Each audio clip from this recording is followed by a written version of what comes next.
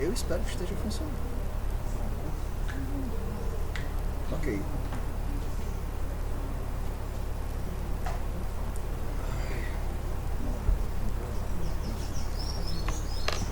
Começou? Bom, pelo YouTube começou. Tô perguntando se o povo aqui tá ouvindo e tal. Bom, pelo YouTube começou. Tô perguntando se o povo aqui tá ouvindo e tal. O áudio aparentemente tá ok. Não, é porque senão a gente vai ficar pegando a gente vai ficar ouvindo a gente mesmo, entendeu? Eu acho que não faz sentido. Tá, mas o microfone tá. Não, o microfone tá funcionando.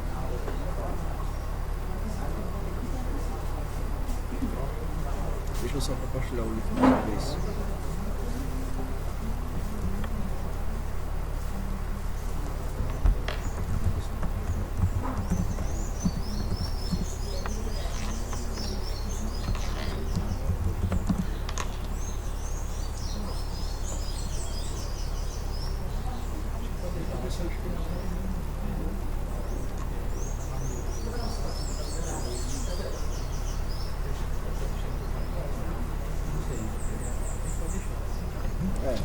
Eu gosto muito da...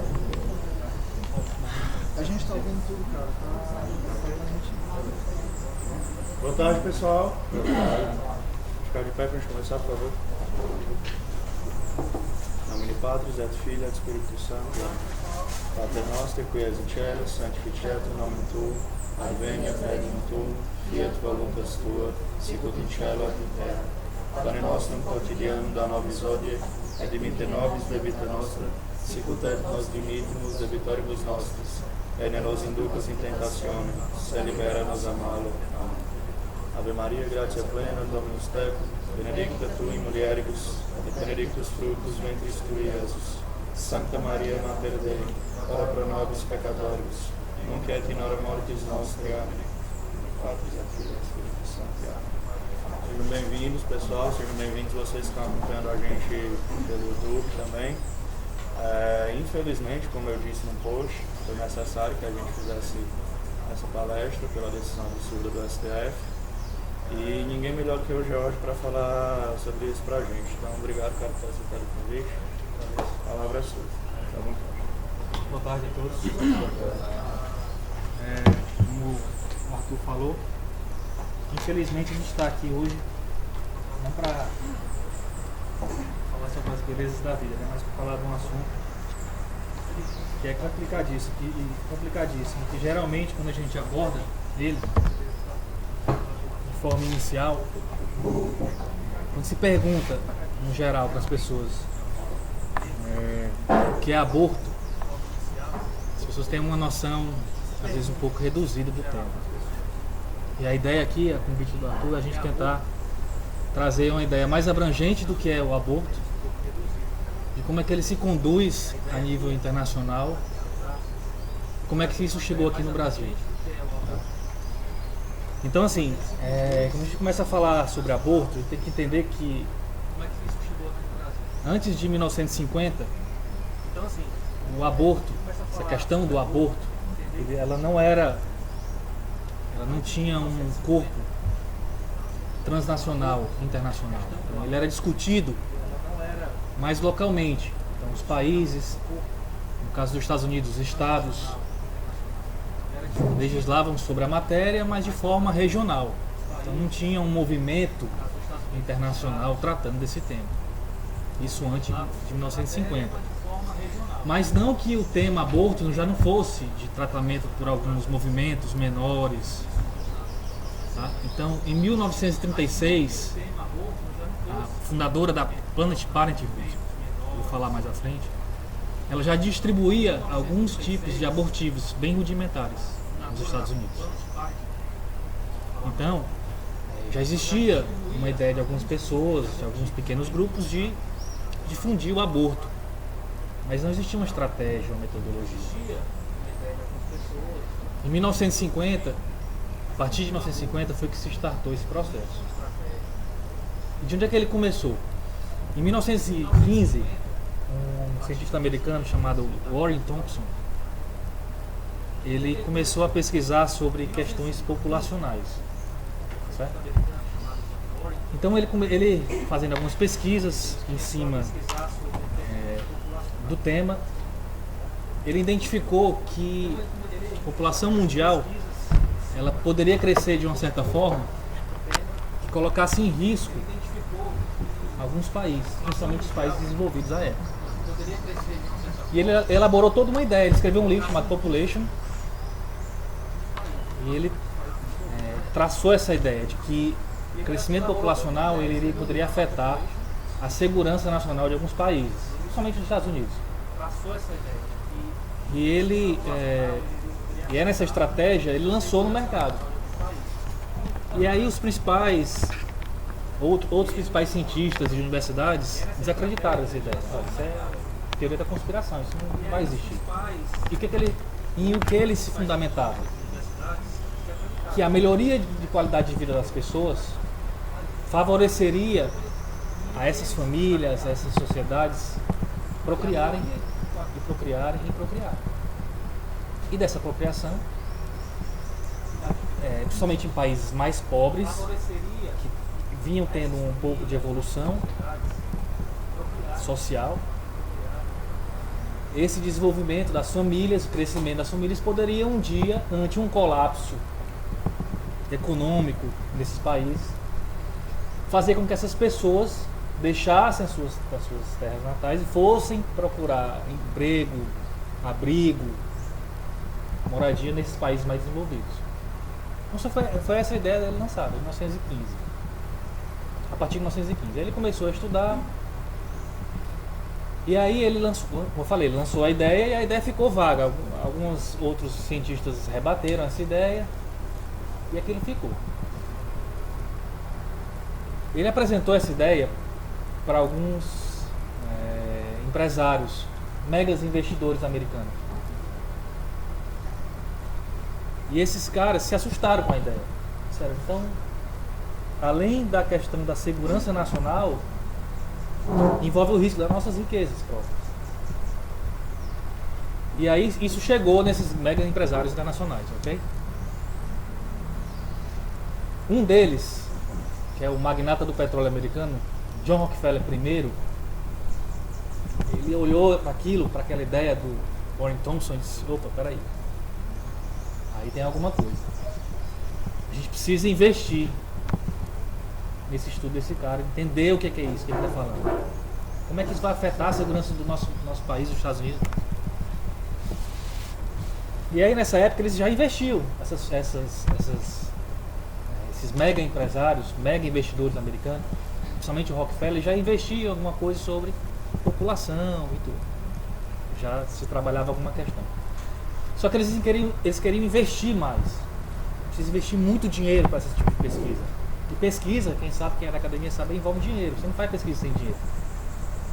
Pode até fazer, mas vai sair com péssima qualidade. Aí eles tiveram uma ideia, eles tiveram uma sacada, esses megas investidores. Rapaz, vamos investir pesado. A gente tem que investir de uma forma que o nosso dinheiro ele não seja tributado. Eu preciso investir nessa pesquisa para ver aonde esse cara quer chegar, mas eu não quero que esse dinheiro saia do patrimônio da minha família. Eu quero que ele fique ali. Aí eles tiveram a primeira grande sacada. Isso tudo que eu estou falando é a construção, vocês vão chegar lá, vão ver lá na frente, é a construção do movimento pro aborto no mundo. Aí ele teve uma grande sacada. Ele disse, olha, nós vamos criar fundações. Naquela época nos Estados Unidos, se você tivesse um patrimônio, o John Rockefeller I era um mega investidor do petróleo, multibilionário, é o George Soros de hoje. Se ele fosse toda a herança que ele deixava para algum filho, o John Rockefeller II, depois para o terceiro, ia ser tributado pelo governo americano. Então ele pensou, vou criar uma entidade em que esse valor que eu deixar, que eu transpassar para essa universidade, não vai ser tributado. Aí eles criaram as fundações.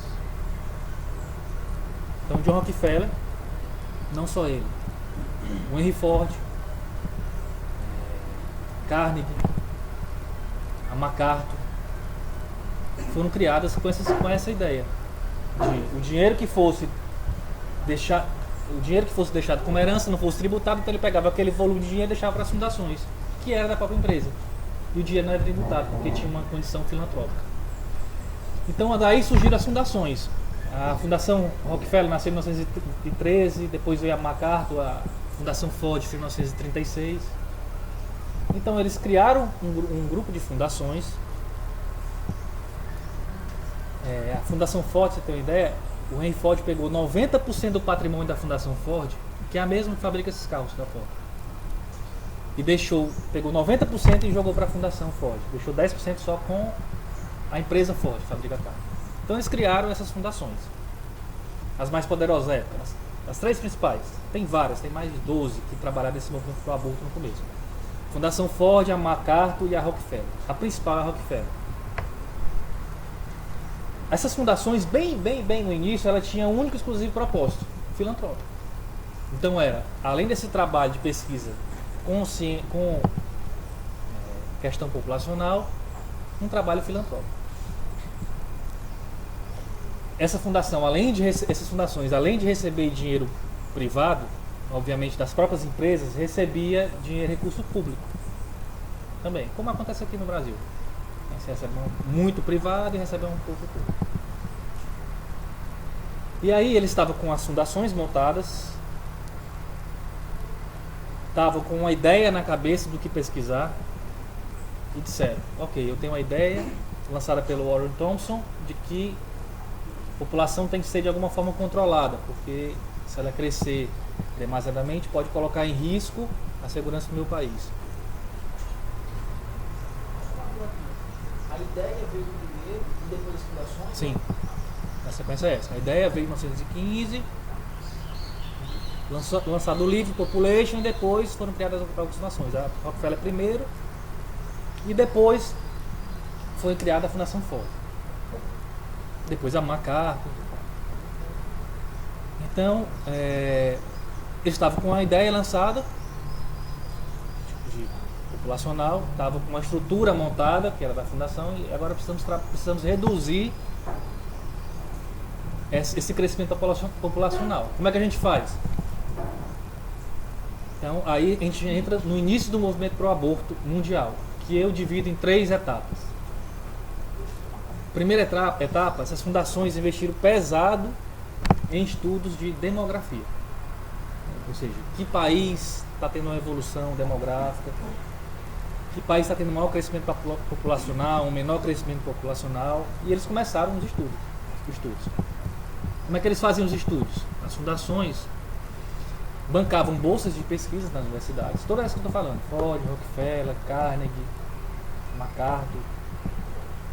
E eles fazem isso até hoje. Tem uma colega nossa lá do grupo que ela recebeu uma bolsa dessa partidária, mas ela não sabia. Eles fazem isso até hoje. Então eles investiam em alunos, em pesquisa, publicação de material, de artigo A1, A2, artigo de alto nível, para entender como fazer com que esse crescimento populacional fosse minimizado ou cessado, para garantir, de certa forma, uma segurança nacional, principalmente dos Estados Unidos. E além disso, eles formavam docentes, né? Então era o ciclo da universidade: pesquisa, pós, docente. Docente orienta, pesquisa e volta e fica aquele ciclo durante vários anos. Essa é a primeira fase do movimento pro aborto. Nesses estudos eles identificaram o que? Olha, a gente precisa reduzir. E a redução, ela tem que ser feita pelo aborto. Então foi aí que eles, pela primeira vez na história, eles identificaram que a gente precisa montar uma estratégia. Embora, como eu falei, o aborto já era discutido, já era promovido de certa forma em alguns países, principalmente nos Estados Unidos, não tinha uma estratégia montada. Eles pensaram, então a gente precisa montar uma estratégia de a promoção do aborto em larga escala. E aí o que foi que eles fizeram? E aí eles foram para os países do terceiro mundo, principalmente países da África, Bangladesh, Paquistão, esses países do Oriente. Não vieram muito para a América Latina, América do Sul e América Latina. E eles começaram a incentivar essa estratégia lá nesses países. Como? Distribuição em massa de aparelhos abortivos, principalmente o AMIU ou AMIU.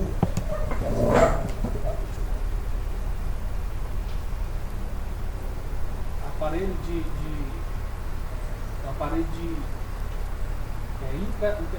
sucção manual intrauterina, aspiração manual intrauterina.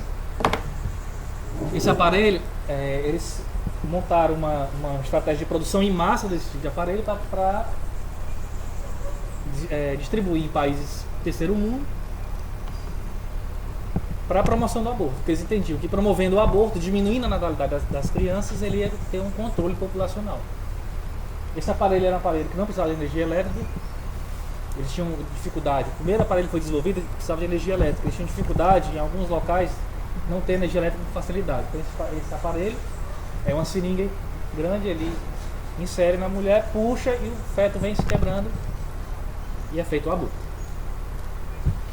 Então a ideia foi, como é que a gente vai fazer a promoção em massa do aborto? Distribuição de aparelhos de sucção intrauterina. E aí eles passaram alguns anos, mais de 10 anos fazendo isso. Só que eles identificaram que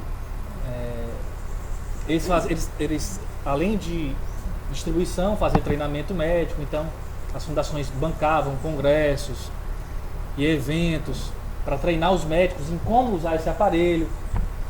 Mais de 10 mil médicos do Brasil foram para os Estados Unidos para serem treinados por esse tipo de aparelho na década de 70, década de 80, 75. E aí eles, além de promover o aborto, de fazer o aborto, eles já estavam iniciando uma passagem para uma segunda fase do movimento para o aborto.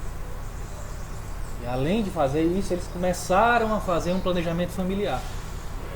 Quando você escuta falar planejamento familiar, vem de uma estratégia lá inicial de redução da natalidade de crianças, principalmente em países do terceiro mundo. Isso também nos Estados Unidos, mas mais em países do terceiro mundo. E aí, à época, já quem atuava fortemente nos Estados Unidos era plano de Parenthood, que eu falei, que era aquela senhora que em 1936 já começou a distribuir material bem rudimentar abortivo, e nos Estados Unidos eles tiveram um apoio imenso dessas fundações para a promoção do aborto. Então a promoção era nos Estados Unidos e nesses países do terceiro mundo. Isso durante vários anos, mais de uma década eles promovendo o aborto nesse formato. Nesse momento já tinha uma estratégia montada. Eu preciso reduzir população e vai ser através do aborto e ponto final. E os presidentes das fundações, Rockefeller e Ford, compraram a ideia. Vamos investir pesado. Então tinha um investimento pesado nesse tipo de ação. Mas aí, já passando para a terceira fase, 1976, para mim houve, infelizmente, a grande sacada do movimento pro aborto no mundo. Essa foi a sacada principal que se reflete até os dias atuais. Um cidadão americano chamado Kingsley Davis, ele produziu um estudo, foi publicado na revista Science esse estudo dele. Foi que ele identificou. Ele disse, olha, não adianta as fundações investirem pesadamente em produtos abortivos, seja medicamento, seja aparelhos de aspiração manual intrauterina, não adianta. O máximo que você investir, isso ele escreveu, fez um artigo científico, publicou na Science, você vai reduzir o aborto, você vai reduzir a população, o recrescimento populacional em 40%. Não vai além disso. Você vai ficar nos 40%. E os outros 60%? E aí ele escreveu na revista Science e, como é comum nos Estados Unidos, lançou a ideia no meio acadêmico. E aquela ideia também perdurou algum tempo sem as pessoas darem uma importância maior.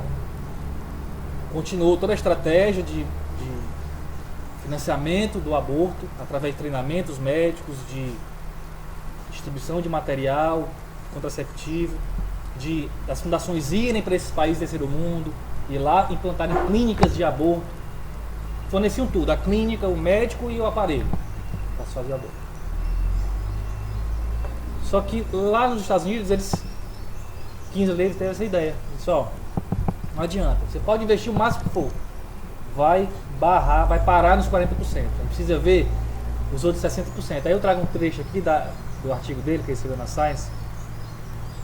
Ele coloca assim, o Kinsey Davis afirma que o controle da população não pode ser realizado por meios médicos nem pelos quadros políticos, porque requer um trabalho de mudança da própria estrutura da sociedade para que as mulheres não queiram ter mais filhos. Então qual foi a sacada deles? Meu amigo, enquanto a mulher quiser ter filho, não tem ser humano no mundo, mesmo você tendo uma farmácia de distribuição, ela vai ter o filho. Isso era a natureza da mulher. Diga a mim que está aqui. A mulher quer ter filho, na sua natureza. Então, ele teve essa sacada, só que em 1973, 74, e ficou. Só que ele tinha uma aluna, esse cara, esse era um acadêmico, e ele tinha uma pupila chamada Adrienne Germain. Acho que alguém deveria falar sobre essa menina. Essa senhora, ela é o demônio vestido de saia.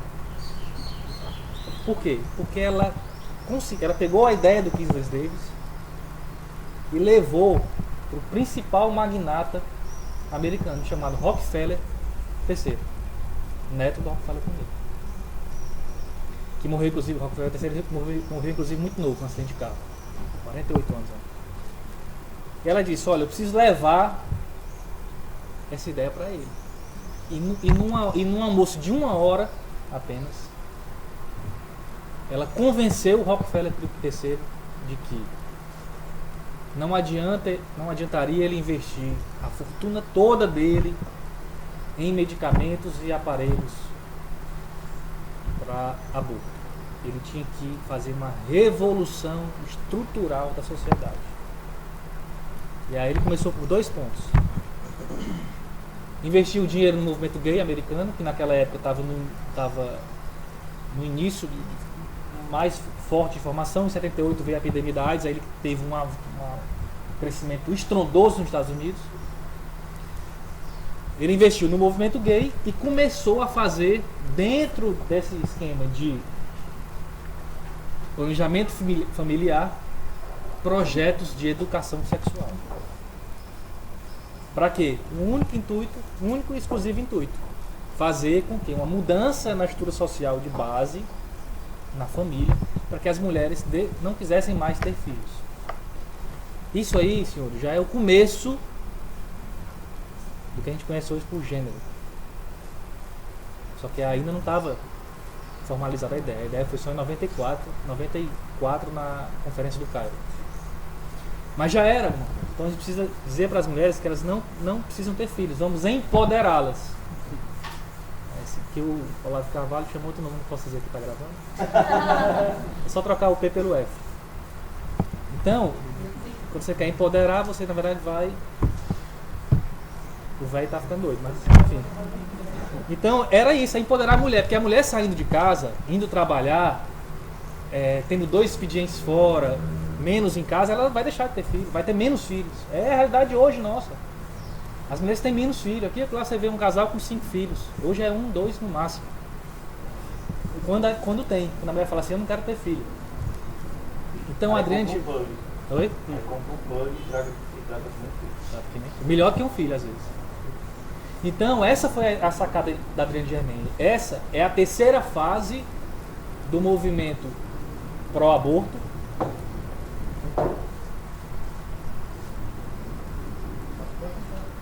Eu estou falando alto, eu falo alto. Se não der falar aborto, também eu não falo. Eu falo de vida. Então é o seguinte, essa é a terceira fase.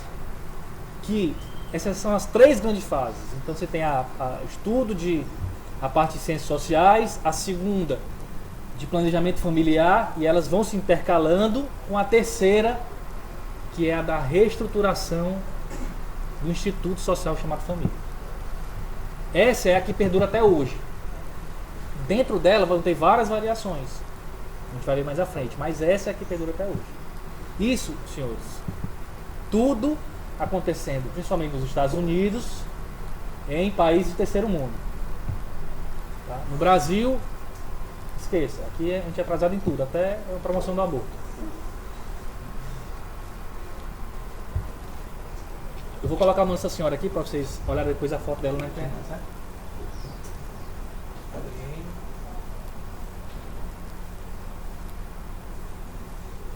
Germain. Sobrenome, qualquer coincidência com um negócio mais pesado assim.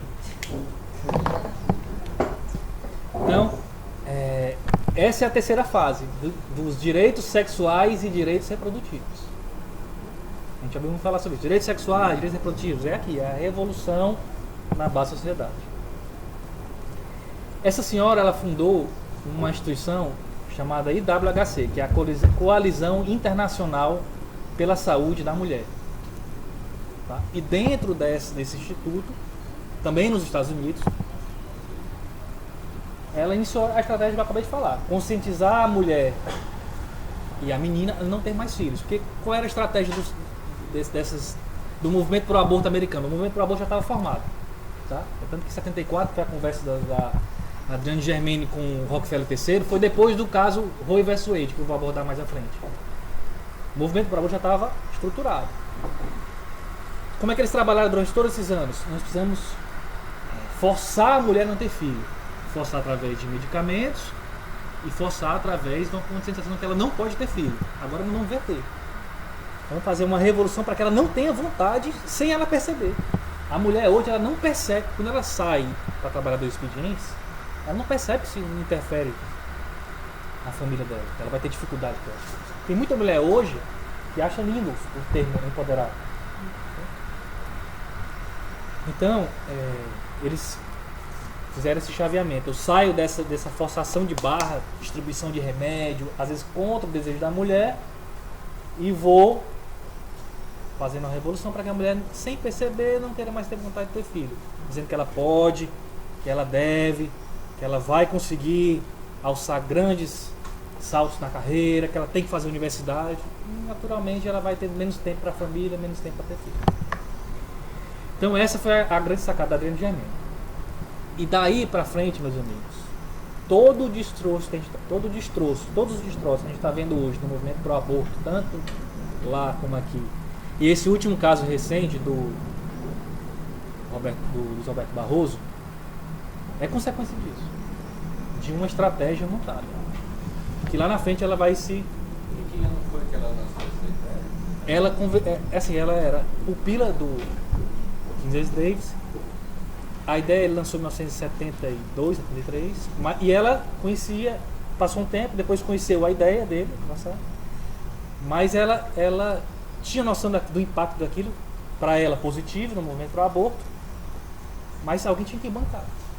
E aí nessa conversa que ela teve, num jantar, intercalando num fórum, ela estava num fórum, junto com o Kinsey Davis, lá estava o Rockefeller III, que foi o cara que disse para o pai dele, Rockefeller II, olha, eu quero a sua autorização para envolver todas as minhas forças e todo o dinheiro que a gente tiver na questão populacional. O pai dele disse, está assinado, pode ir.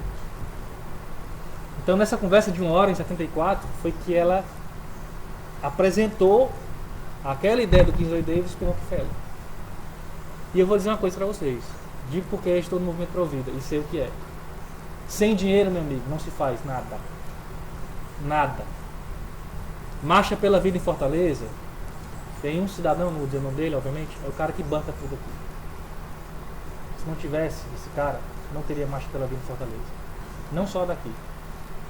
Então, o movimento pro aborto percebeu isso, meu amigo. Eu preciso de gente com dinheiro. E não é dinheiro pouco, não é muito dinheiro.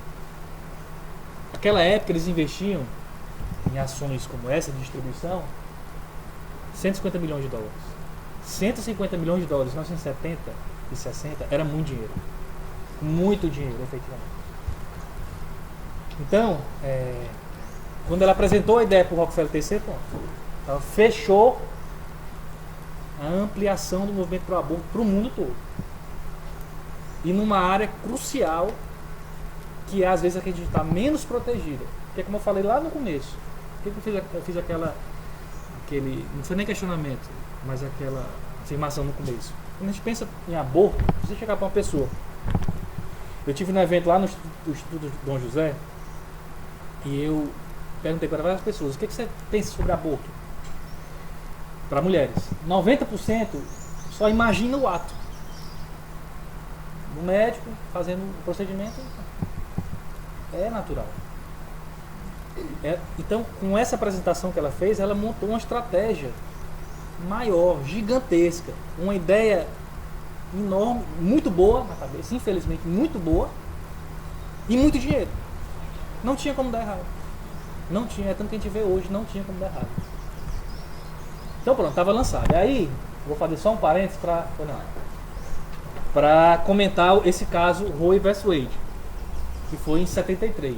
Então assim, embora a Kinsey Davis e a Adrienne Germain tenham percebido que investir em aborto materialmente só não resolveria, teria que ter um outro tipo de investimento, que seria essa revolução na família, a questão do aborto continuou, meu amigo, não parou não. Eles continuavam investindo. Pesado. Advogados, patrocinando, a Planned Parenthood já estava funcionando, que é a maior clínica de aborto hoje nos Estados Unidos, e é interessante, um parênteses, a Movimento Pro Vida nos Estados Unidos, eles usam estratégias interessantes, eles colocam furgões com ultrassom nas esquinas das clínicas de aborto. Então quando a mulher vem chegando, gravidinha já, às vezes quando vem a pé e tal, aí eles abordam: você quer fazer um exame aqui antes do seu consulta? A mulher: quero. Aí ele leva para o fogão. Quando a mulher faz o exame, que vê o filho, muitas desistem de abortar. Muitas. Isso é uma estratégia dos Estados Unidos. A gente está tentando trazer para cá. Falando que para cá a gente precisa de dinheiro e as clínicas de aborto não se conhecem, né? As que a gente conhece, fecha, mas tem confusão, processo, tiro, tem um bocado de coisa. Como lá é legalizado, é fácil, é Planned Parenthood. E eles têm essa estratégia lá. Já tem salvado muitas vidas. Então, voltando para o outro parênteses. Em 73 teve o caso Roe vs Wade, que é um caso famosíssimo. Quem começa a estudar sobre aborto, sobre vida, estuda esse caso. O caso Roe vs Wade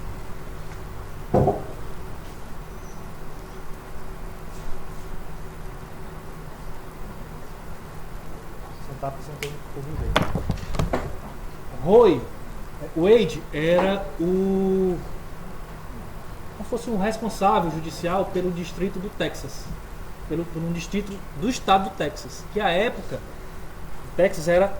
a legislação do Texas era totalmente contra o aborto. Roe não é o nome da senhora lá, o nome da senhora é Norma McCorvey. Por que chama o caso Roe? Porque nos Estados Unidos no direito americano, existe uma prerrogativa do paciente, do réu, ou seja, de utilizar um codinome. E geralmente eles utilizam, quando é para homem, é John Roe, e para mulher, Jane Roe. Então ela se utilizou desse instituto americano, do direito americano, e é por isso que a gente vê Roe, mas a moça se chama Norma McCorvey. E aí o caso foi julgado em 1970 nos Estados Unidos, porque ela alegou que foi estuprada e que queria ter o direito de abortar. A legislação do Texas era contra o aborto, foi negado o aborto em 1970, mas ela teve o filho e colocou o filho para adoção. E aí em 73 chegou na corte americana, conhece, né, esse caso. E a corte americana decidiu que ela tinha o direito de abortar, só que ela não podia mais. O filho já tinha nascido. Só que ele abriu o precedente judicial de legalizar o aborto até os 9 meses em todo o território americano. Alguns estados, o direito penal americano ele é por estado. Então, assim, cada estado legisla, né? Quem faz direito sabe disso. Então, alguns estados eles colocam maiores restrições, outros colocam menos. Então, tem estados que pedem um documento médico dizendo que a menina não pode ter o filho de uma forma mais natural, que ela está sofrendo algum problema psicológico, está colocando em risco a vida, mais ou menos parecido no Brasil. Mas é legalizado até o 9º mês. O que a Hillary queria agora, na eleição, era prolongar isso para eles chamam aborto pós-parto, né? que é nasceu, aborta, nasceu, mata. Oi? Diga aí, né? É, parte ou aborto. É.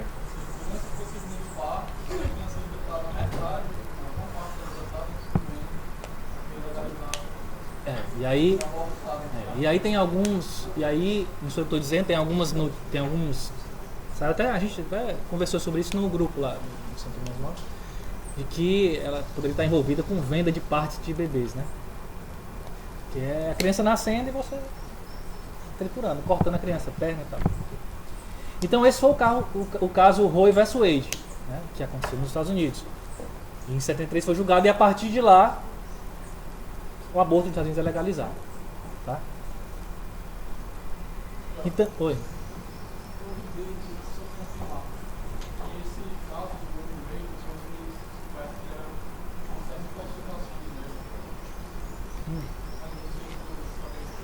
Eu li um paper só sobre esse caso. Ele é envolto em muitos mistérios. Por exemplo, dizem que a menina não foi estuprada, efetivamente. Que um grupo de feministas da época, acho que estava no começo do movimento feminista, né, 1970 e pouco ali, chegou para auxiliá-la, você tem direito ao aborto, mas parece que ela não foi estuprada. Então, assim, o caso é muito complexo, né? Mas ninguém sabe nem se o aborto é americano, então você percebe aí como é que tá o negócio, né? Então, sei que o caso passou, foi julgado pela Suprema Corte e está lá até hoje. Então, como eu falei, em paralelo, existia todo um trabalho do movimento pró-aborto nos Estados Unidos, numa linha de promoção do aborto efetivo dentro dos Estados Unidos, tanto judicialmente como socialmente, abertura de clínicas, principalmente depois da legalização, aí que foi o start mesmo, e promoção do aborto nos países do terceiro mundo. Quem é que promovia o aborto nos Estados Unidos? Formalmente, era a USAID. A USAID é uma agência americana de desenvolvimento internacional. E que, por ela, as fundações faziam investimento político, investimento, às vezes, de articulação, alguma coisa. Era uma agência que fortemente promovia o aborto nos Estados Unidos e nos países do terceiro mundo. E ela, essa USAID, que já é bem antiga, ela foi uma das que estiveram envolvidas na fabricação no desenvolvimento da AMIL, investindo em universidades, de pesquisa. Só que em 1973, no mesmo ano do Roe vs Wade, foi um senador chamado Jesse Helms, nos Estados Unidos, ele propôs uma lei chamada Lei de Assistência Exterior, que ele restringiu, que nessa lei, ela proibia que a USAID, como uma instituição americana, promovesse o aborto, tanto nos Estados Unidos como fora do país. Então, embora já estivesse legalizado o aborto nos Estados Unidos, pelo caso Roe vs Wade, ou muito próximo a isso, o governo americano falou assim: olha, a gente não pode promover isso aqui no país, nos Estados Unidos, não. Então as agências americanas, principalmente a USAID, não podem se envolver com isso. Foi o que a USAID fez, fundou, junto com o apoio de algumas instituições, uma associação, uma entidade chamada IPAS. Vou botar aqui também, que depois vocês pesquisam.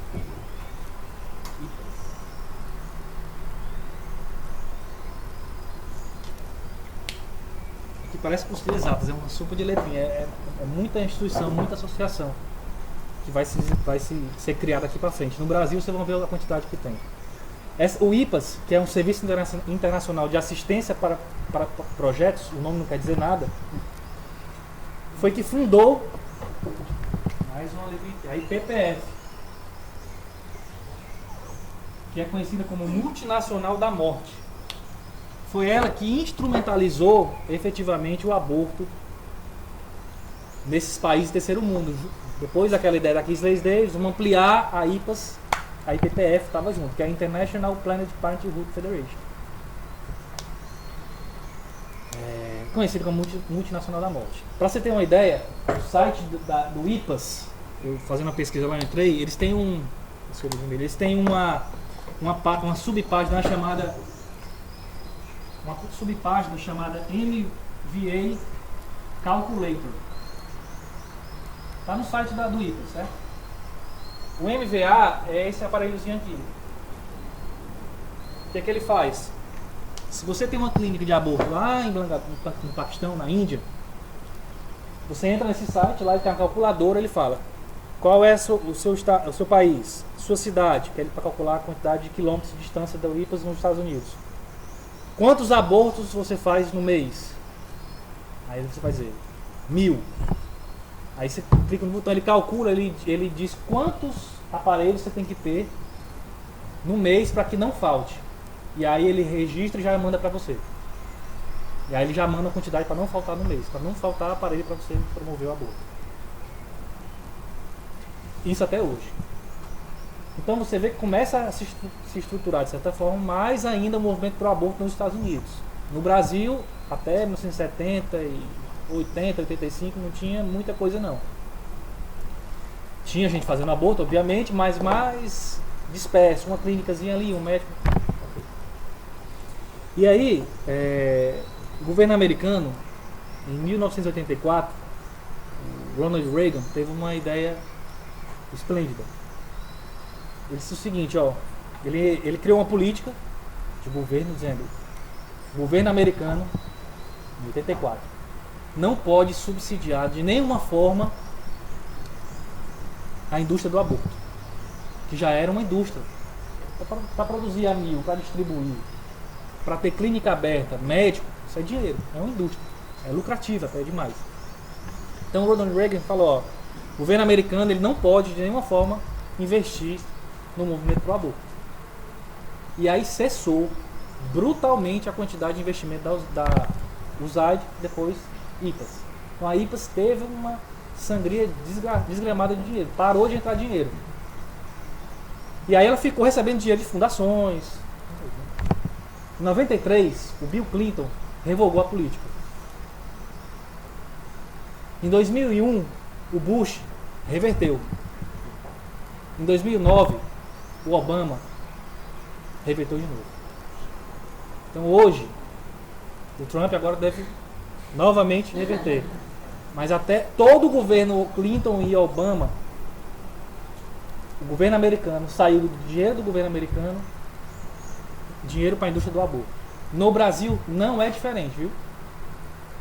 O governo atual, não vou falar nem de... Pode falar partido político, né? Pode. Não vou falar nem de PSDB de PT, não. Foi investimento pesado. O PMDB continua investindo. Vou mostrar aos senhores. E vou dizer o nome da instituição e vou dizer o local. Então é o seguinte, o Obama reinvestiu. Então, de 2000, nesses períodos de intercalação de governo americano injetando dinheiro na indústria do aborto, depois volta, investe e volta, a indústria do aborto, o movimento por aborto americano vai ganhando força. Principalmente com o dinheiro das fundações. Que as fundações, elas tem uma forma de trabalho que é muito interessante. Tem até alguns artigos só falando como é que elas trabalham dentro do movimento do aborto. As fundações, elas são criadas. Vou fazer só as parênteses que é importante para você entender. As fundações são criadas e aí elas são criadas, recebem recursos públicos e privados e fomentam a iniciativa, as instituições que vão promover o aborto, seja com pesquisa científica, seja com efetivamente fazendo a promoção do aborto. Só que elas são espertas, o que elas fizeram?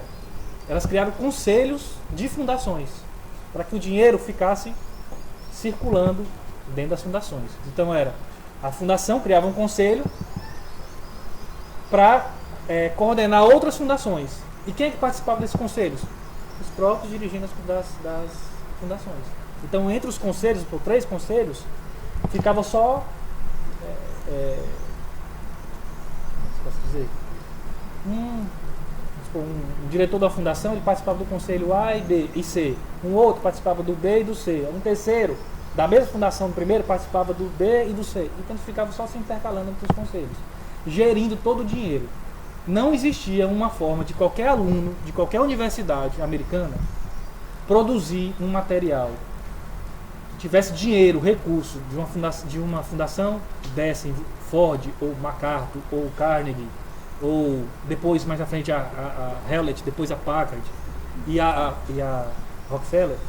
Não existia a possibilidade deles produzirem alguma pesquisa que não tivesse a conformidade com que aquilo que a fundação quisesse que produzisse. Então, meu amigo, virou um ciclo vicioso dentro das universidades. Só se produzia aquilo que a fundação queria e os conselhos verificavam aquilo que estava sendo produzido. Então se passaram 20 e tantos anos, onde tinha dinheiro dessas fundações, se produzia alguma coisa fundamentando que o aborto era algo que tinha que ser necessário para aquela época. Então pronto, o movimento para aborto nos Estados Unidos está completamente estruturado. Você tem fundação, muito dinheiro envolvido, a universidade pesquisando, empresas indiretamente ou diretamente com o apoio do governo promovendo o aborto. Então, se você olhar para os Estados Unidos agora, tenha a completa certeza, o movimento para aborto lá está completamente estruturado. Pesquisa, eu tenho gente fazendo aborto, gente pesquisando sobre aborto e tenho dinheiro. Acabou. No Brasil eu tenho movimento Pro-Vida, tenho gente trabalhando no movimento Pro-Vida, não tenho pesquisa sendo feita, muito pouco, não tenho dinheiro. O dinheiro que eu tenho eu conheço boa parte do movimento Pro-Vida do Brasil. Tem poucas pessoas, muito dinheiro investido. Muito poucas pessoas. Então é o seguinte, e aí, os Estados Unidos está fechado. Como é que foi na Europa? A Europa, questão histórica, lá não foi muito difícil não. Quando o governo americano tentou expandir, ele começou a expansão na Europa, América Latina. Na América Latina ele teve mais dificuldade. Dizem que no Brasil Maria foi muito bondosa conosco, porque ela protegeu nossa nação. O movimento pro aborto teve uma série de dificuldades de conseguir prender as suas garras no Brasil. Então, como o movimento pro aborto estava montado nos Estados Unidos, eles agora precisam sair para a Europa e a América Latina, porque países pobres nós estamos fazendo isso há 30 anos. E aí eles começaram um trabalho nos principais países da Europa. Em 2005, o governo da Inglaterra, da Dinamarca, da Suécia e da Noruega criaram um fundo internacional de aborto seguro. Esse termo aborto seguro ele foi criado pelo IPAS. A questão do aborto seguro. A mulher se precaver de uma possível morte, sem olhar para a questão do feto. Inglaterra, Suécia, Dinamarca e Noruega criaram esse fundo. É um fundo internacional de aborto seguro. O que ele faz, seguro? Distribuição em massa de Citotec em toda a Europa, seja legalizado ou não. Esses dias eu estou elaborando meu projeto de tese de doutorado e eu estou pesquisando toda a jurisprudência americana, alemã, dos últimos 50 anos. E você nota, cara, que bem mais para trás, praticamente a totalidade dos juízes alemães eram pró-vida. E você vê como vai evoluindo, né, os caras vão ficando pró-morte, naturalmente. Hoje, brutalmente, pró-morte. Então, está formatado os Estados Unidos, na Europa, você já tem esse aspecto. Quem foi que deu e aí nesse momento, quem foi que deu teve um organismo, uma instituição, uma entidade que deu um apoio muito grande nessa articulação. O que tem nos Estados Unidos para levar para os outros países? Tem 3 letrinhas. Não é cão. Chama ONU.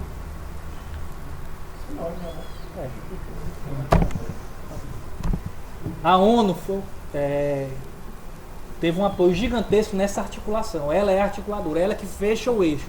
Ela é a Adriane Germaine das instituições. Ela fechou o eixo de toda a política pró-aborto americana com a do resto do mundo. E ela criou, para fazer isso, para não ter o nome dela efetivo, ela criou uma entidade chamada Centro de Direitos Reprodutivos de Nova York, que é o que instrumentalizava. Então a ONU, ela patrocinou 3 conferências, que foram as conferências que deram um up mundial do aborto, que depois delas o movimento pro aborto chega com força no Brasil. Foi a Conferência do Cairo, em 94, que ela insere conteúdo de saúde reprodutiva. Em 95, a Conferência de Pequim, que ela introduz a famigerada ideologia de gênero. Tá? Que aí casa com aquela questão da revolução familiar, né?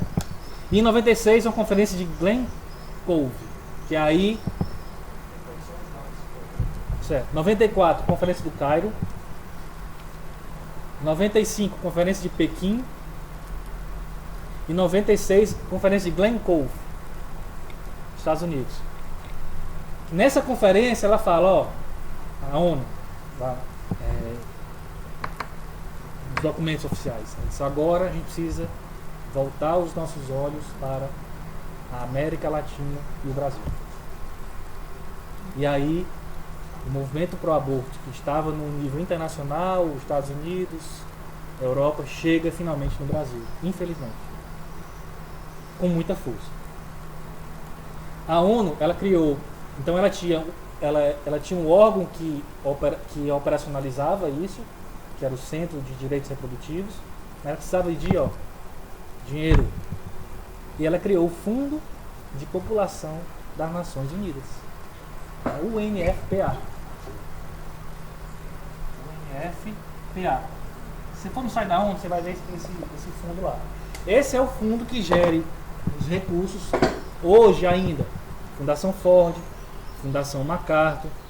Esse é o fundo que gera esses recursos, e a ONU, através do Centro de Direitos Reprodutivos, instrumentaliza e apoia massivamente. Você quer entrar num site para dar nojo, você entra no site ONU Mulheres. Quem já entrou aqui já sabe. É brutal o negócio. Ali é uma das minhas maiores fontes de ideias, porque os caras têm umas ideias malucas. E ali eu acho que ali deve ter alguma reunião entre uns entes malignos, porque só produz artigo pesado mesmo, de promoção descarada do aborto com outros termos: saúde reprodutiva, direitos reprodutivos e empoderamento da mulher. Então a ONU hoje ela é um instrumento do movimento pro aborto no mundo, que faz essa ligação e essa articulação com governos. Ela e a OMS. Na OMS é onde ficam... a OMS ela contempla em reuniões os ministros da saúde de todos os países do mundo que estão, de alguma forma, participam da ONU. Então, meu amigo, você imagina o que foi decidido aí, todos esses anos de feito, ok? A meta da ONU, a ONU ela colocou 3 metas, quando ela entrou efetivamente na questão do aborto. Em 2005, reconheceu o direito ao aborto como direito humano. E em 2015, a legalização total do aborto em todo o mundo. Então ela tinha essa meta de 2015 estar legalizado o aborto em todo o mundo. E qual era o instrumento dela para tentar legalizar?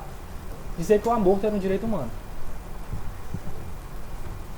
Então a ONU, como eu falei há pouco, ela começa a se articular para entrar com o aborto no Brasil. E aí, finalmente, o aborto chega no Brasil. Em 1989, a senhora Luísa Erundina, daqui para frente vai pesar, viu? Até agora foi leve. No Brasil vai pesar. Ela fundou a primeira clínica de aborto legal no Brasil. Você tem hoje, eu vou falar mais na frente a parte de legislação, mas desde 40 você tem de 40 até 2012 você tinha 2 possibilidades de fazer aborto no Brasil: risco de vida da mulher e estupro. Código Penal 1940. Então ela disse, olha, então se existe o aborto que eles chamam de legal, a gente precisa que existam hospitais que dêem esse amparo para a mulher. Ela fundou o primeiro hospital que poderia fazer isso no Brasil. Ela foi em Jabaquara, em 1989. Em 1998, a Fundação MacArthur tomou para si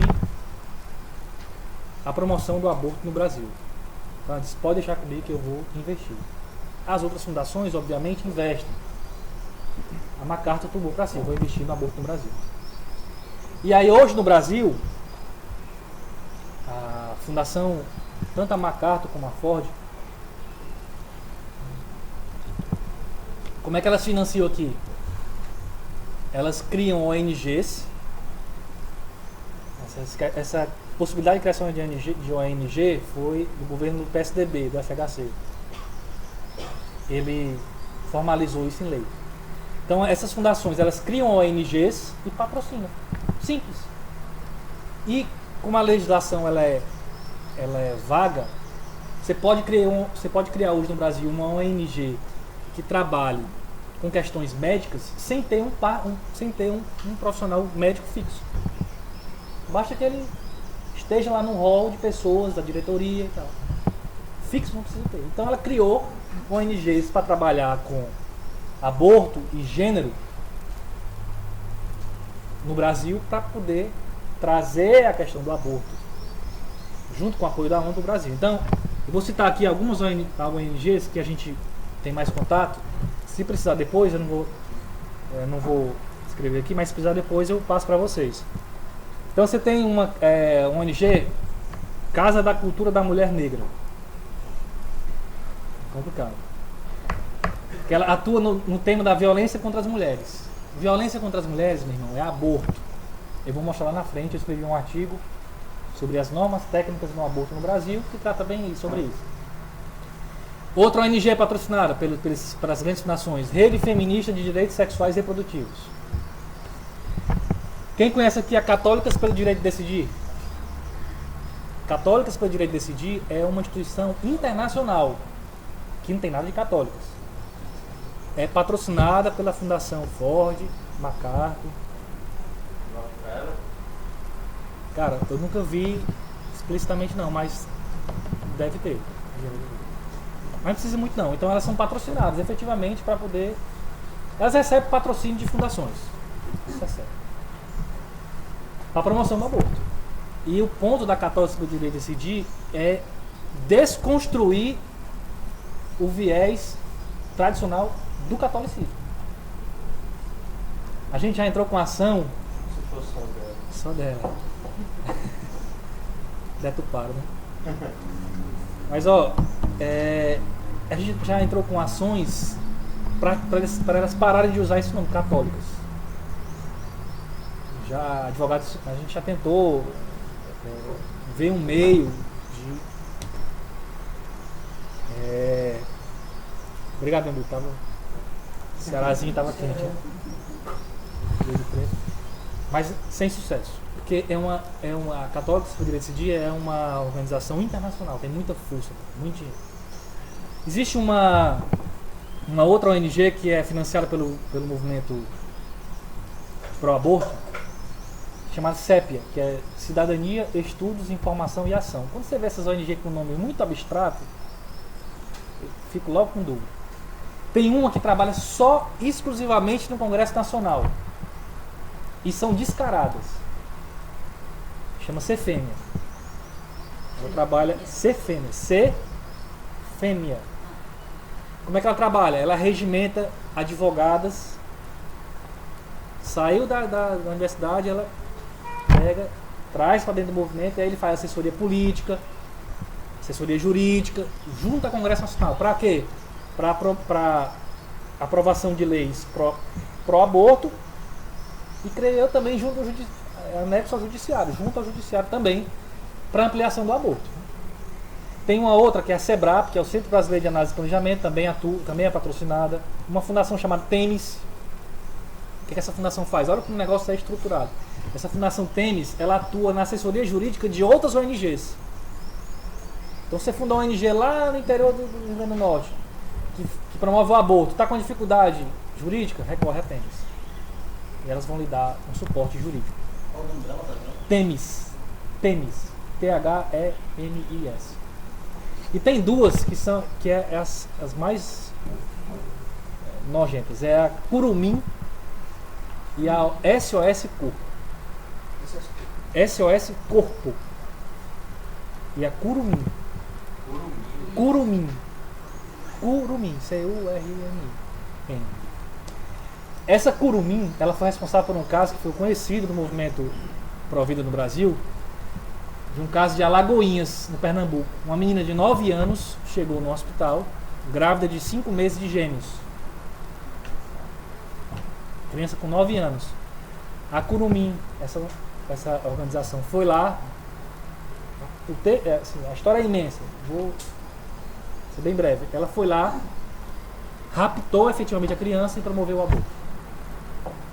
E depois entregou as crianças aos pais. Os pais, a menina foi violentada, mas não se comprovou. Os pais eram o padrasto, a mãe e o pai biológico eram todos contrários. Os avós também todos contrários ao aborto. A assistente social que a atendeu se omitiu, raptaram, fizeram o aborto.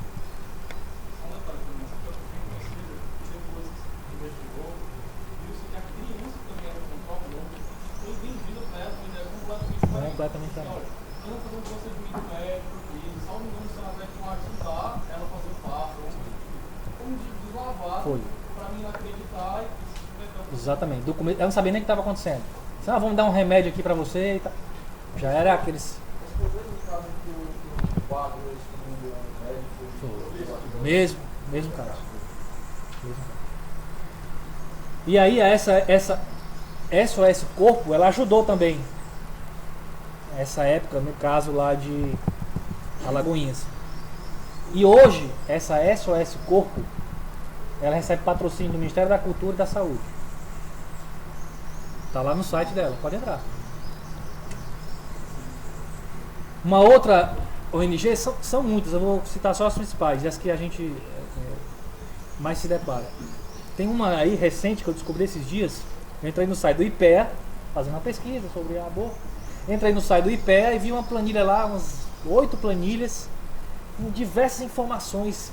E aí eu cruzei as informações e eu consegui encontrar uma associação chamada GAJOB, Gabinete de Jurídico, não sei o quê, que ela recebeu em 2012 $180 mil da Fundação Ford para promoção de gênero nas escolas. Promoção de gênero. Sentido lato. Então, a Fundação Ford, 2012, estava promovendo gênero no Brasil e aborto e outras questões mais. $180 mil.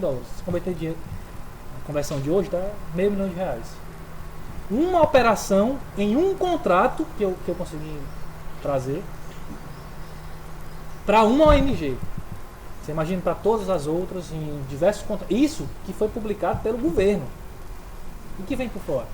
Então o movimento pro aborto tem muito dinheiro. Isso é verdade. Então você vê que com essa articulação das fundações da ONU, o movimento pro aborto chega no Brasil. Mas ele não chega só. Ele tem um forte apoio governamental. E aí é para no Brasil consolidar o movimento pro aborto no Brasil. O movimento pro aborto no Brasil ele é completamente consolidado. Completamente. Totalmente estruturado. Digo para vocês. Totalmente estruturado. Muito dinheiro, muito investimento, muita gente pesquisando. Tem uma universidade aqui. Eu fui para um curso lá, sem dizer quem eu era. Certo? Fui. Agora vão saber. Fui infiltrado. Pessoal da universidade pública. E muita gente, inclusive gente que vai estar nesse julgamento da ADI 5581 em Brasília, no dia 7. Tentaram de todas as formas descobrir quem eu era. Não conseguiram. Não conseguiram. Rapaz, eu descobri cada coisa lá dentro e eu vou trazer para vocês aqui. Que eu descobri. Um projeto que eu nunca imaginei que poderia ter na face da terra. Soltaram, não sabia quem eu era. Na hora do cafezinho eu ficava isolado. E elas ficavam... Quem é esse cara? Só eu de homem. Só mulher, meu irmão. Só feminista. Eu digo, esse cara tá errado. Eu pensei, poxa, eu vou dar uma de gay aqui. Pra melhor passar, dizer que tô interessado na roupa da mulher, mas não consegui. Aí eu digo, pô, então agora, meu irmão. Eu liguei pra minha mulher e disse, fica na tua. Pianino, falei um ai. Não tinha presença, não falava nada. Entrava e saia calado, descobri algumas coisas. descobrir inclusive quem é que está por trás da ANADEP nessa ADI 5581, que não é a ANADEP. A ANADEP é só o instrumento. Então, eles recebem muito dinheiro de fundação, ainda hoje. Então, são diversas organizações estruturantes. Recebem dinheiro, instrumentalizam o movimento para o aborto e estão dentro das universidades, pesadamente, principalmente as públicas, produzindo muito. Uma das meninazinhas lá estava indo fazer doutorado na Alemanha. Tudo custeado. Para uma tese sobre aborto. Muito dinheiro, cara. Muito dinheiro. Então, assim, mas eles não chegaram só, como eu falei. Eles chegaram com um apoio imenso do governo. E aí eu vou trazer algumas datas, é preciso trazer essas datas. Eu não vou citar os nomes de quem eram os presidentes, mas pelas datas todos nós saberemos. Eu já falei aqui, em 89, 90 foi inaugurado aquele governo, lá, o hospital, em Jabaquara, pela Luiz Erundina. Em 96, como eu acabei de falar também, o governo permitiu que ONGs promovessem o aborto, mesmo que sem profissionais médicos vinculados. Em 98, o governo entrou mesmo com força nessa questão da promoção do aborto. Ele publicou a primeira norma técnica sobre o aborto. E eu vou falar um pouco mais dela na frente. Em 2003, foi fundada a Secretaria Nacional de Políticas Públicas para as Mulheres. 2003. Acho que é aqui, né? Foi fundada a Secretaria Nacional de Políticas Públicas para as Mulheres, 2003.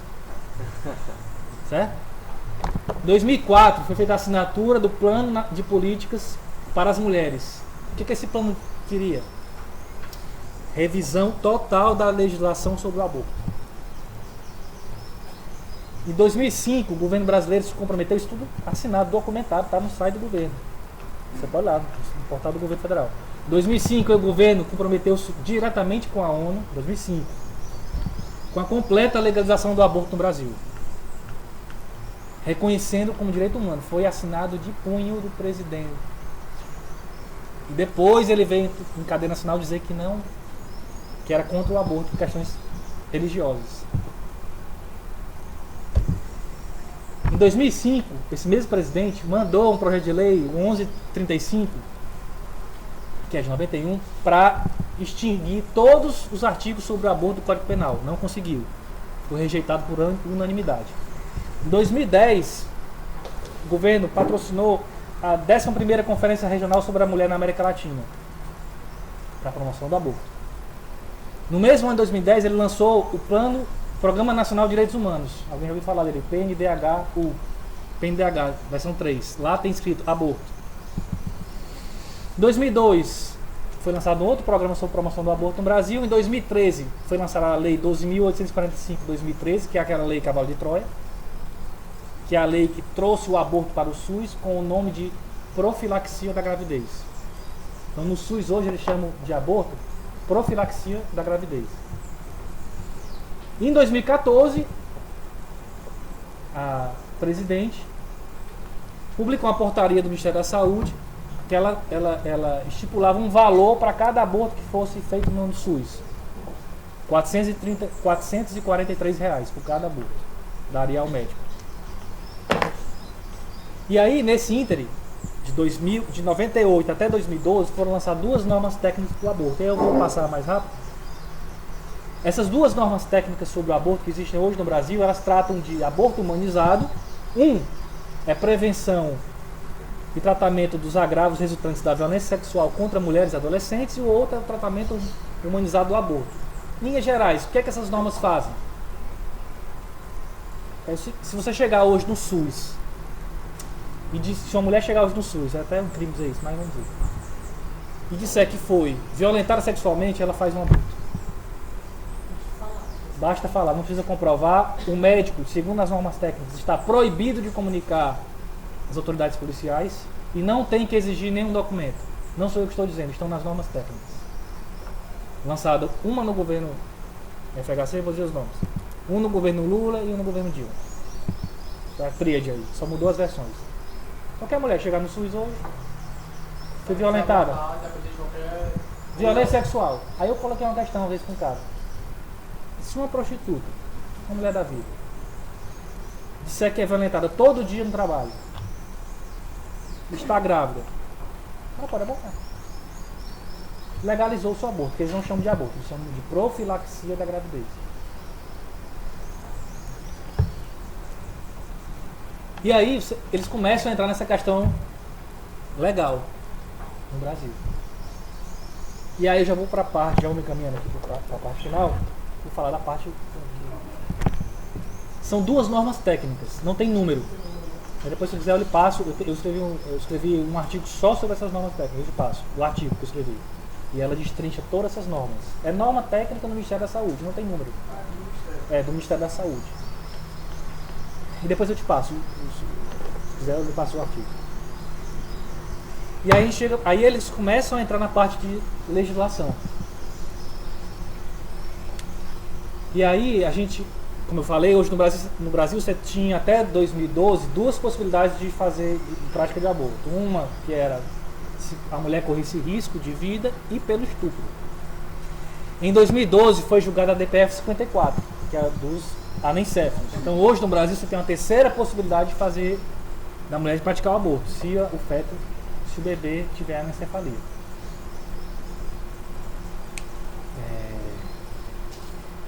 Mais recentemente a gente teve, essa foi a DPF, já foi um abalo para o movimento pró-vida.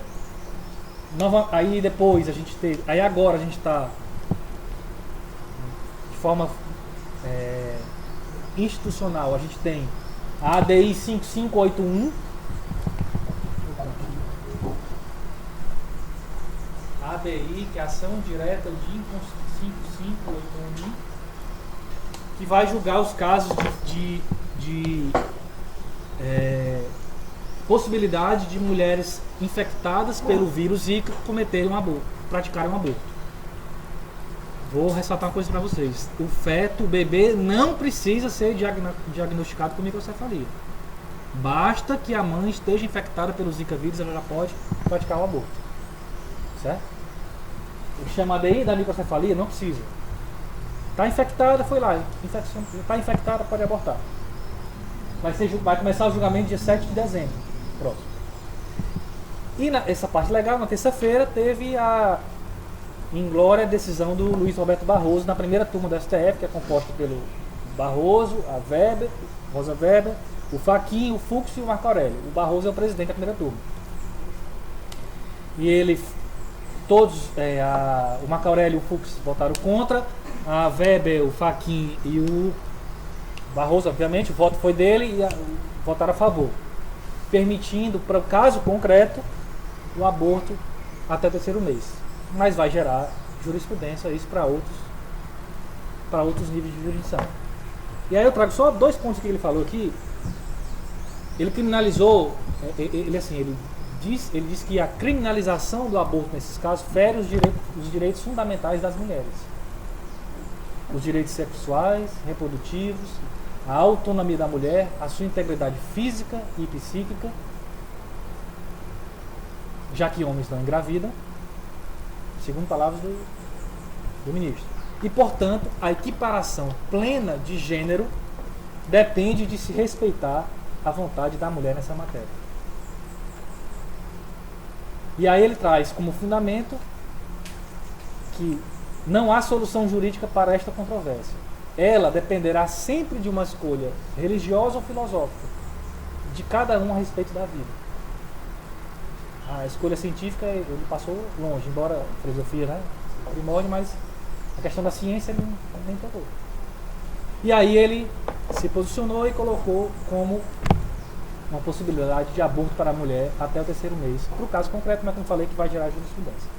E aí, como eu tinha falado já há poucos instantes sobre esse evento que eu fui, eu descobri um projeto, eu vou falar agora porque envolve a legislação. O projeto, o movimento pro aborto, ele tem uma coisa que todo mundo que está no movimento pro vida entende do mesmo jeito. Eles são muito criativos. O projeto se chama Woman, Mulheres on Waves. Mulheres nas ondas. É um barco. Eu vou colocar aqui que tem na internet. Tem na internet Tem um site dele, Woman on Waves.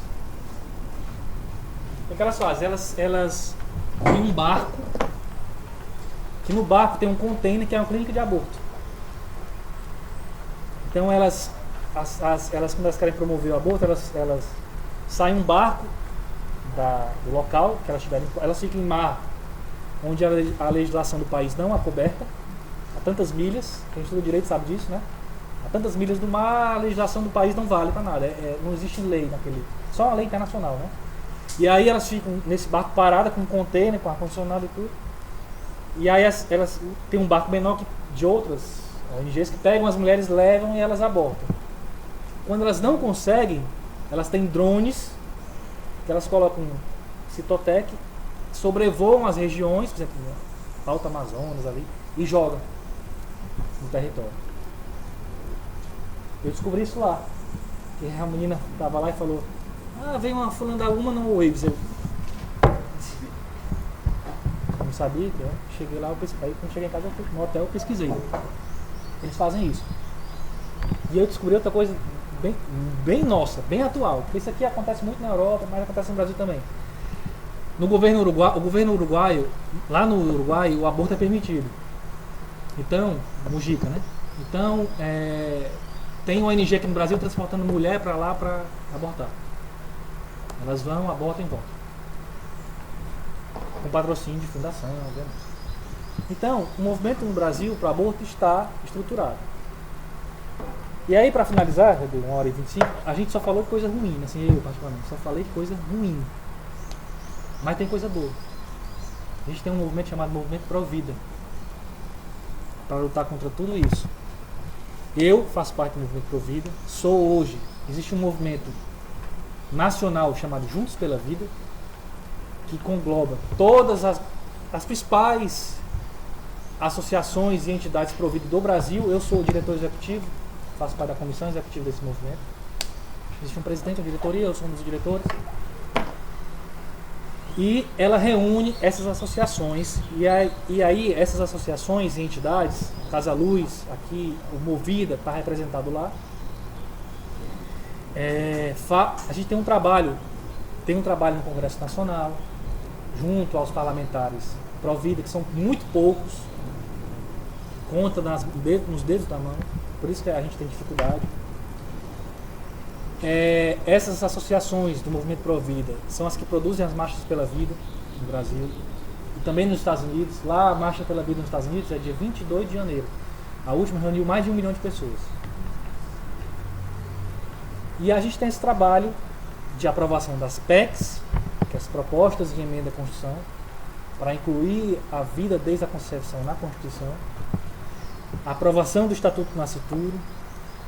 Nas entidades se faz esse trabalho de conscientização de mães, de amparo. Então aqui no Ceará você tem hoje associações que fazem amparo das mães. Uma mãe que está grávida, pensa em abortar, a gente tem a associação hoje que ampara as mães. E o movimento Pro-Vida, ele, no Brasil, ele é dividido em 3 fases. Já finalizando efetivamente. Você tem uma fase em que tinham diversas pessoas dispersas trabalhando pelo movimento em prol da vida. Um cidadão da sociedade que tinha aquela causa dentro de si ia trabalhar. A gente passou para uma segunda fase, que é a criação de associações. A gente tem hoje diversas associações no Brasil todo trabalhando em defesa da vida, mesmo com muita dificuldade, e a dificuldade é imensa. É imensa. Quem entra no Movimento Pro Vida tem que saber de uma coisa: vai sair dinheiro do seu bolso. E não é pouco. É o que você tiver. E a gente chegou na terceira fase do Movimento Pro Vida, que é a união dessas associações. Porque efetivamente, para o movimento pro aborto, a mulher ela é só mais um número. É só mais um número. Se ela tiver capacidade para abortar e abortar, é só mais um número. O único movimento que cuida da mulher antes da gravidez, durante a gravidez e depois da gravidez, o único, chama-se Movimento Pro Vida. Muito obrigado.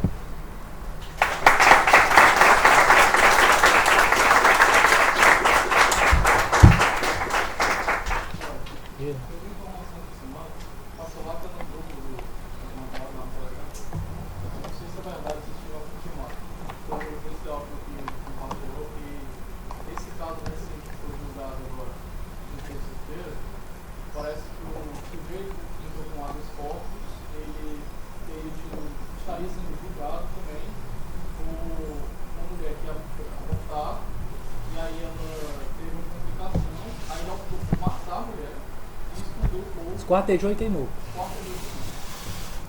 Isso parece que é. Eu não posso afirmar que é ou não é, até porque eu estou sendo gravado, e eu posso assumir o processo por isso. Mas assim, eu não sei se é ou não é, se é verídico. Mas existem algumas notícias de que é o caso. Que não depende desse. São julgamentos diferentes. Mas na hora do juiz lá sopesar, isso teria que contar.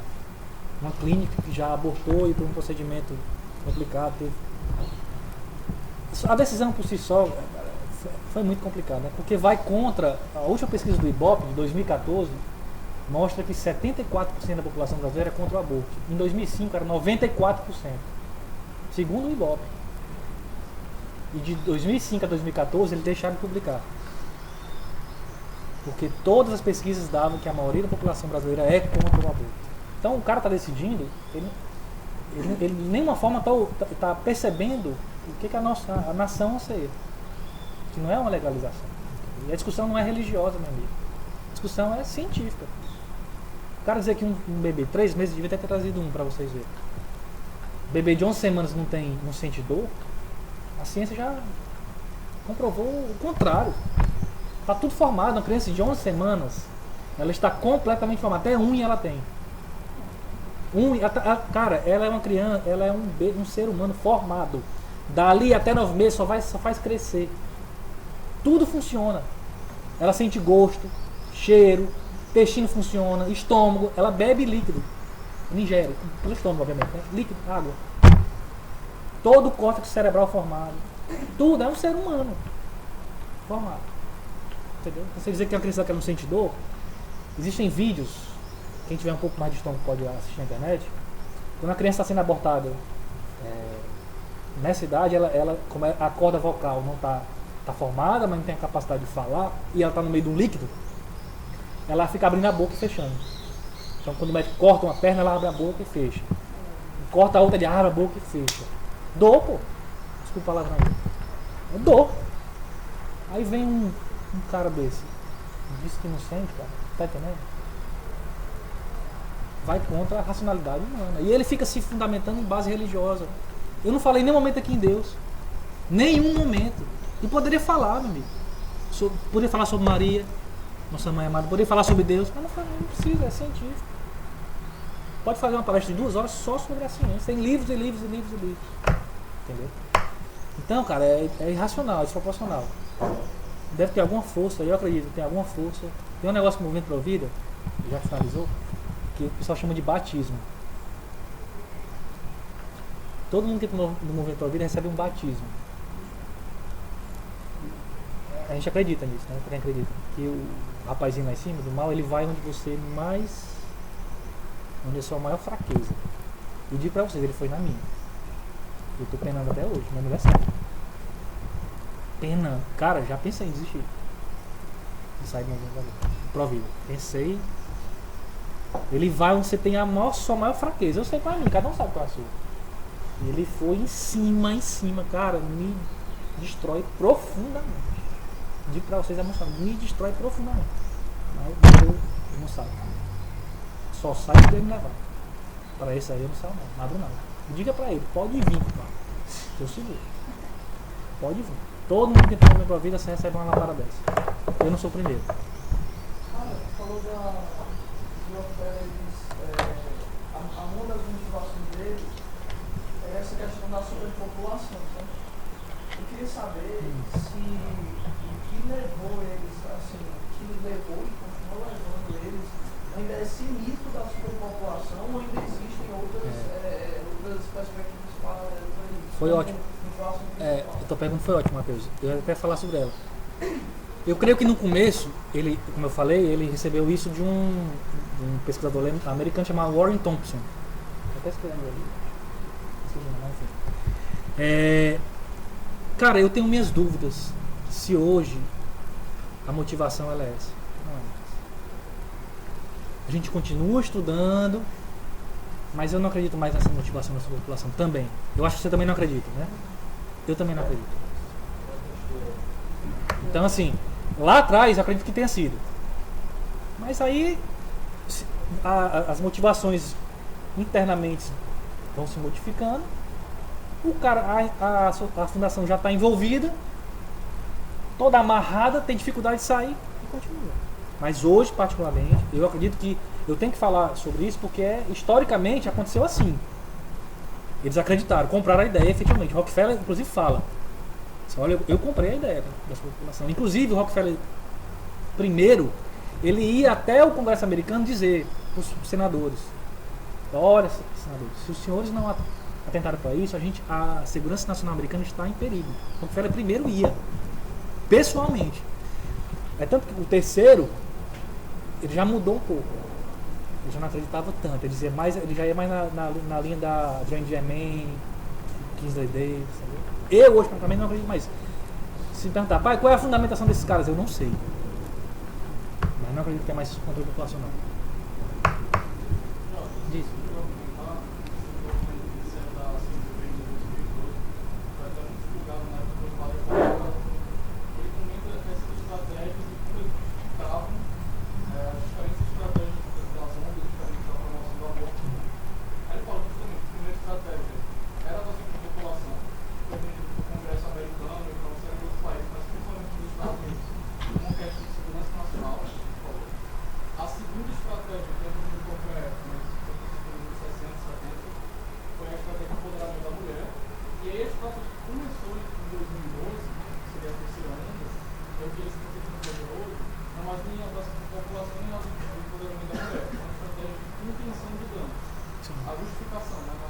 Redução de danos. A primeira justificação é: existe uma grave crise de crescimento populacional. Se os Estados Unidos continuarem crescendo nesse nível, nós não vamos ter recursos para sustentar a nação. Os Estados Unidos vai suprimir a nação de população, como, sei lá, Rússia e outros países. Aí depois, a justificação já não funciona mais, porque são os pais que já não estão um poder militar muito grande, aí muda para as mulheres. E o de hoje é: nem das mulheres funcionam mais, porque existe um grande barreira de resistência contra o movimento feminista, as populações, e nem a das crianças não foi já foi. Aí o que eles fazem? Os abortos acontecem de qualquer maneira, porque já legalizaram, já são meio em qualquer lugar, tem gente no meio do mar fazendo aborto. Então ele diz: o aborto já acontece, aborto é direito. Tudo que nós podemos fazer é conter os danos para que as mulheres não continuem morrendo. Então nós vamos legalizar o aborto para que seja feito um procedimento saudável, entre aspas. Aborto seguro. E é um aborto seguro e a mulher sai bem disso. Uma estratégia justa, Só complementando, viu, essa redução de danos também é parte de uma estrutura, de uma estratégia do movimento pro aborto de tentativa e erro. Eles tentaram por muito tempo no Brasil a via legal. Então, projetos de lei para tentar derrogar os artigos do Código Penal e tudo, não conseguiram. E agora eles estão numa via de redução de danos, de contenção de danos legislativo. Você vê que eles, de um tempo para trás, não conseguiram via legal, está muito rígido, agora tudo no judiciário. Nessa linha de aborto seguro foi criado pelo IPAS lá em 1970. Mas sua população, é preciso falar, porque senão você não pega o encadamento histórico. Não chegou nessa segunda fase de empoderamento do nada. Teve um delineado histórico e chegou no é a motivação real, porque depois que está contando aí, eles estão utilizando essas desculpas como estratégia, entendeu? Mas qual seria a motivação real? Cara, nunca foi, nem a sua população. Eles compraram a ideia sem saber o que era, entendeu? Cara, eu acho que a motivação, acho que é metafísica, tá acima da capacidade de entender, cara, porque se você olhar o movimento pro aborto, não escapa nada, cara. Todas as ideias, tudo é ruim. Você permanecer com um projeto maligno, ruim, por um tempo, você fala: não, o cara era maluco, morreu, foi embora. Mas é durante 50 anos, 60 anos. Vem e vai, gente, entendeu? Motivação, cara, eles instrumentalizam essas questões. O empoderamento da mulher é usar a mulher como um número. É tanto que quando se aborta, depois que é feito o aborto, eles descartam a mulher. Descartaram essa menina da Lagoinhas. Quem deu todo o tratamento depois foi a família e outros. Superpopulação não é, cara. Só se for um comunismo verde, ecológico, não tem. Eu acho que é ruindade mesmo. Só pode.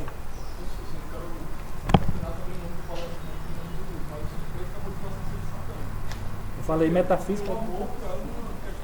É maligno. Não pode. A principal ritual para o satanista é o aborto. Sempre é um pauta satanista abortar criança pelo mundo. O famoso ex-satanista, Ele veio aqui, inclusive, né? o Zachary King, ele se chama assim, informalmente, né, de ex-líder mundial da igreja de Satanás. Ele diz que ele estava falando, comentando na campanha americana do Trump da Hillary, aí ele perguntaram a opinião dele, o que você acha do Trump? Aí ele falou, olha, eu só posso dizer uma coisa, eu não fiz rituais satanistas em favor do Trump e a Hillary defende o aborto. Tinha suas conclusões a partir daí. Se tivesse feito. Então assim, os satanistas, todos eles querem essa promoção do aborto. Esse mesmo cara, ele veio pra cá, eu não fui pra palestra dele. Não tive, tinha outro compromisso. Um colega foi do Movimento Pro Vida e ele falou nessa palestra, salvo engano, ou foi nessa palestra, foi em outro momento, que essa seita, eles fazem rituais satânicos contra os pró-vidas. Pra macular mesmo o cidadão que está ali em defesa da vida, entendeu? Então, cara, pode ter certeza, uma das coisas que eu mais faço quando eu estou estudando essa parte que envolve o movimento Pro Vida é tentar chegar nesse ponto, que me angustia. Qual é a fundamentação desses caras? Entendeu? E cara, sabe o que é o pior? É porque se você conversar com um pró-aborto, ele não sabe nem o que ele está fazendo. Nem ele sabe, ele é instrumento do movimento. Eu sei porque eu estou no movimento Pro Vida. Não precisa ninguém me dizer.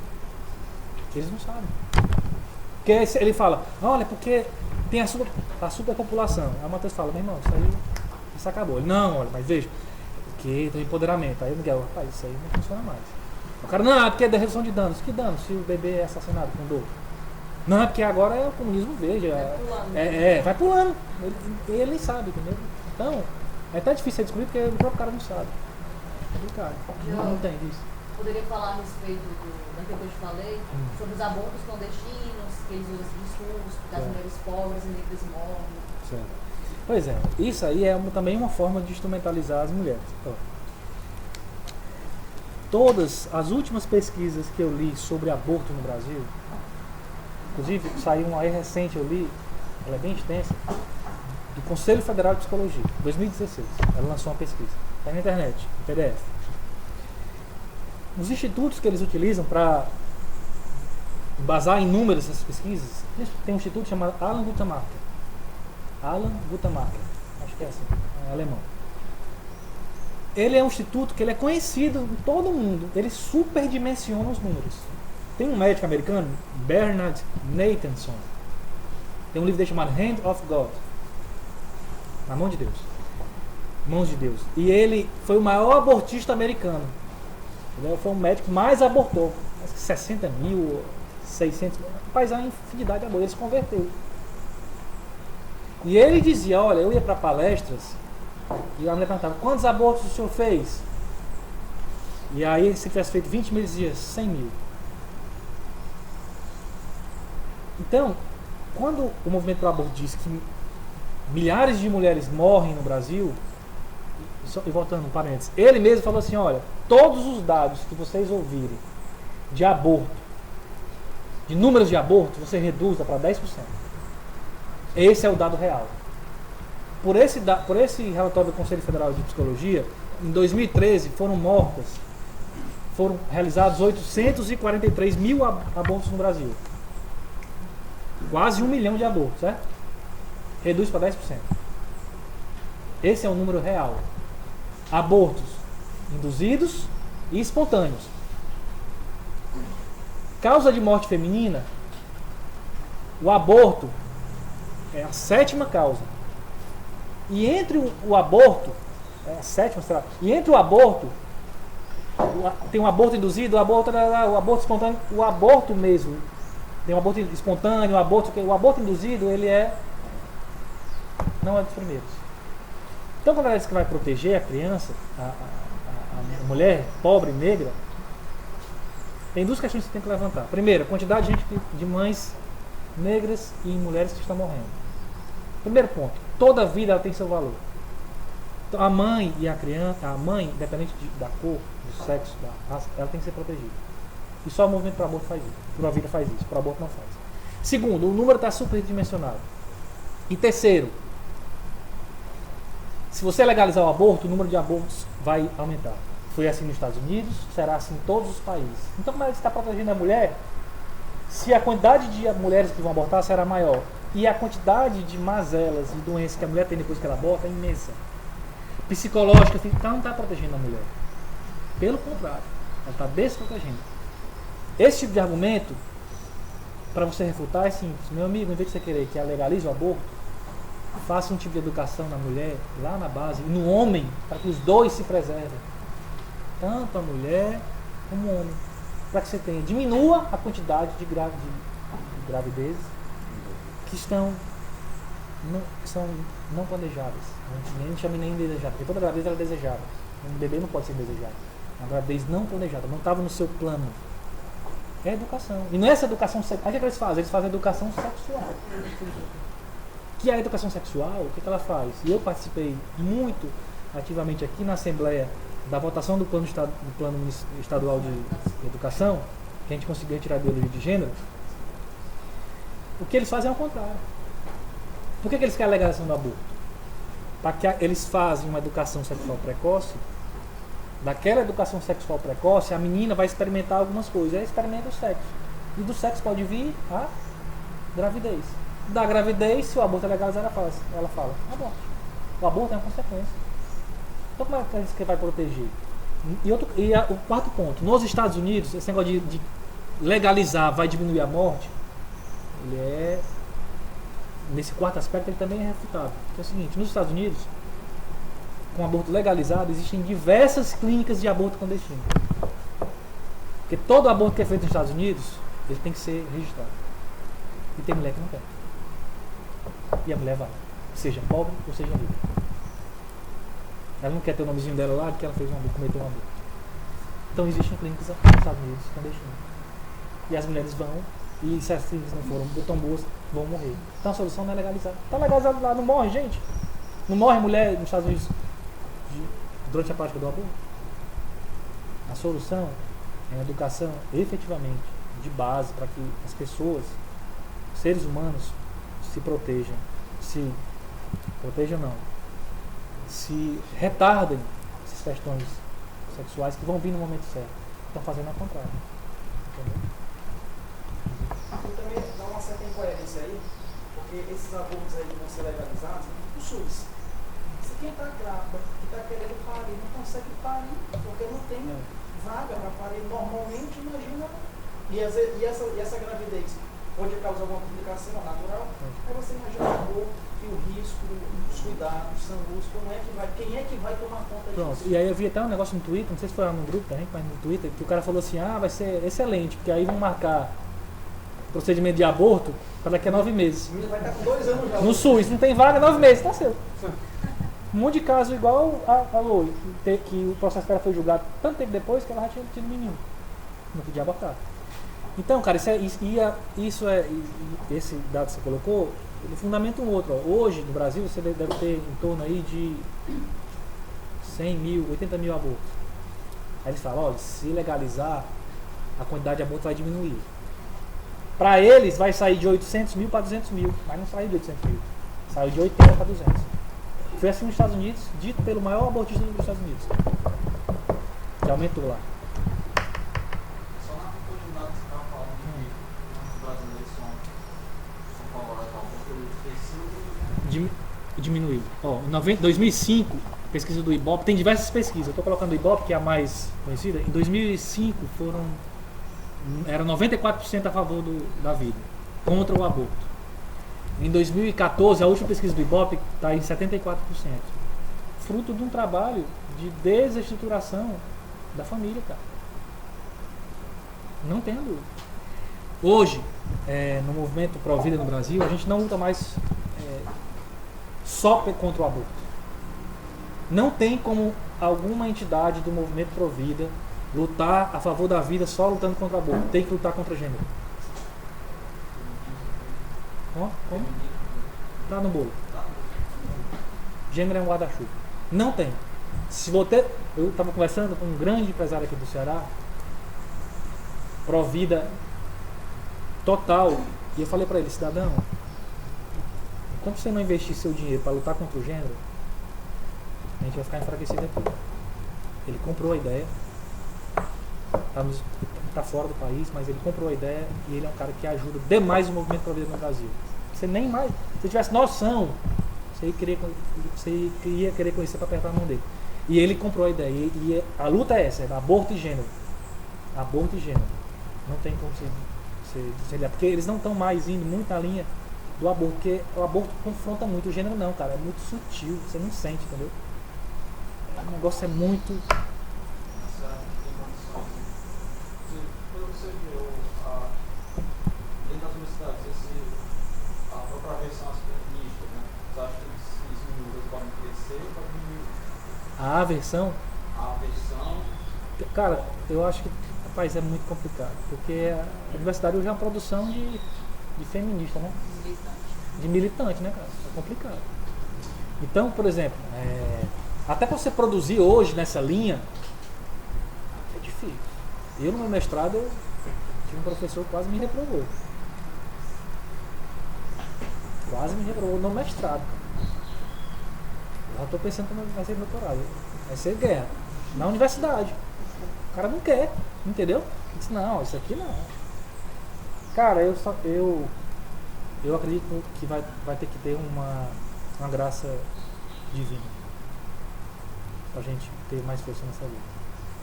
Acho que Maria vai ter que nos dar mais bênção, até blasfema, porque ela dá bênção demais, mas vai ter que ter, porque, cara, é muita gente ruim nesse mundo, principalmente nesse movimento, entendeu? Mas na universidade eu acho que só a longo prazo. Curto prazo, esquece. Rezem seus textos. Orem, porque a oração de vocês, cara, dá força para todo mundo que está envolvido no movimento Provida. Creia ou não, a oração de vocês dá força. Acho que encerrar por aqui, né? Já tá na hora. Agradeço a atenção. Obrigado. Salve para dizer de novo, né?